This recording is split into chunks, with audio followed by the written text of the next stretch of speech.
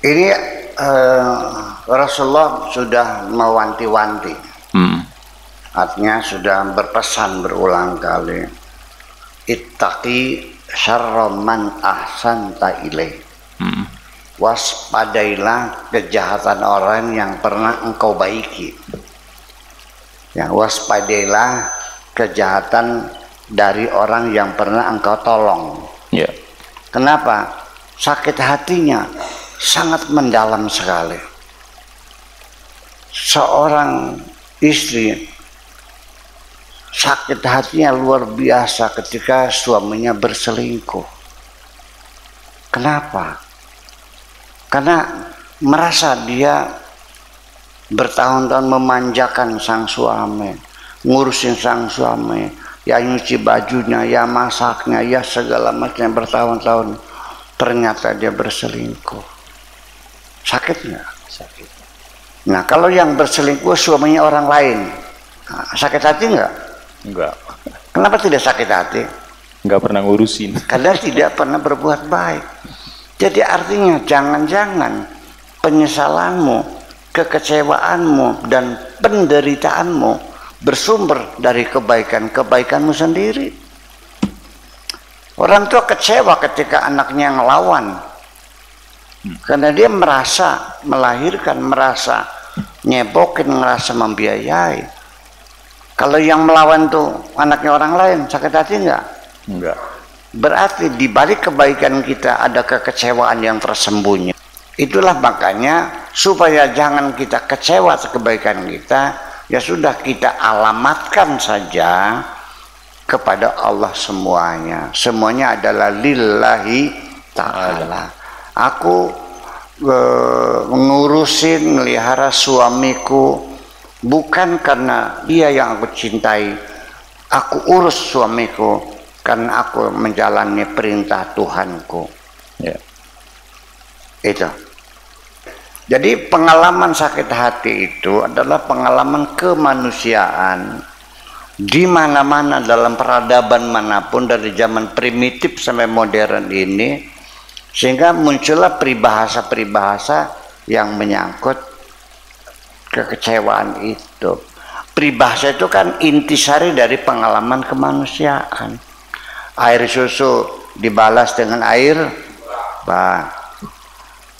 Kacang lupa sama mulutnya.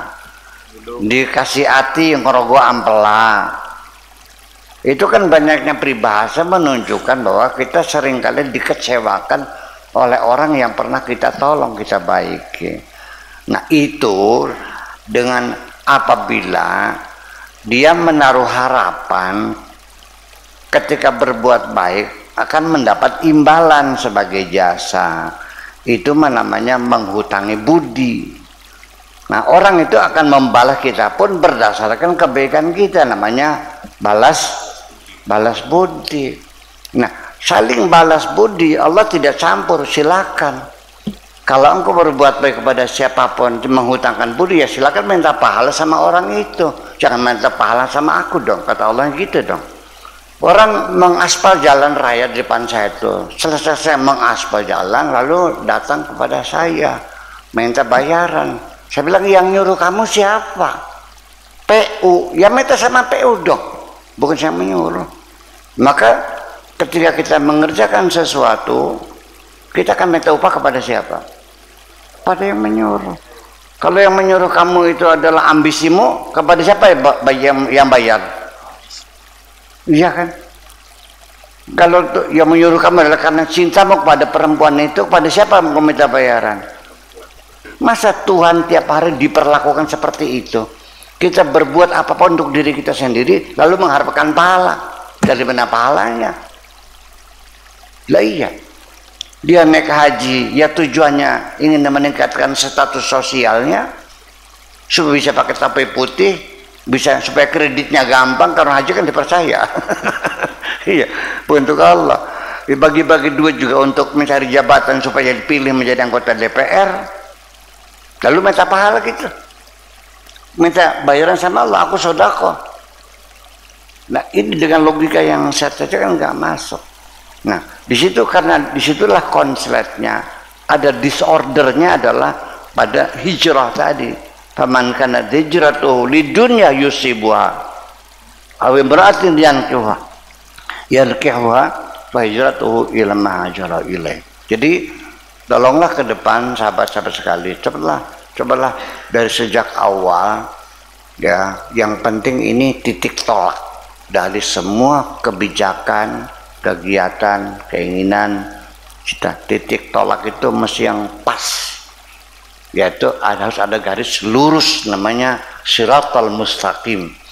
Maka titik tolak kita ini harus persis.